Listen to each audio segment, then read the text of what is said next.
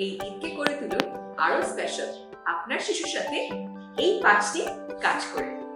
ঈদে আমরা সবাই নিজেদের বাসাটাকে সুন্দরভাবে সাজাতে পছন্দ করি। ছোটবেলায় আমরা ভাই বোনরা মিলে সারা বাড়ি ফুল দিয়ে সাজাতাম। এই বাড়ি সাজানোর কাজটা যদি আমরা আমাদের শিশুদের নিয়ে একসাথে করি, তাদের মধ্যে গড়ে উঠবে একটা সেন্স অফ রেসপন্সিবিলিটি। এটা ভবিষ্যতের জন্য খুব গুরুত্বপূর্ণ এবং একসাথে কাজ করার আনন্দ তো আছে। ঈদে আমরা সবাই স্পেশাল কিছু খাবার বানাই, আর এই কাজটা যদি আমরা শিশুদের সাথে করি একসাথে, তাহলে তাদের মাঝে গড়ে উঠবে একটা বিশেষ লাইফ স্কিল। তবে এটা অবশ্যই মাথায় রাখতে হবে যাতে আগুন এবং গরম জিনিস থেকে শিশু সবসময় সাবধানে থাকে। এমন অনেকেই আছেন আমাদের মাঝে যারা অসচ্ছল অবস্থায় দিন কাটাচ্ছে।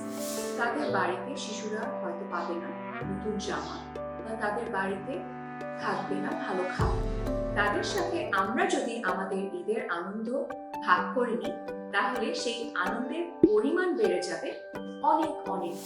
এই জিনিসটি যদি শিশুদের খুব ছোটবেলা থেকেই আমরা শেখাতে পারি, সে বড় হবে অনেক এমপ্যাথেটিক হয়ে উঠবে, একজন মানবিক মানুষ।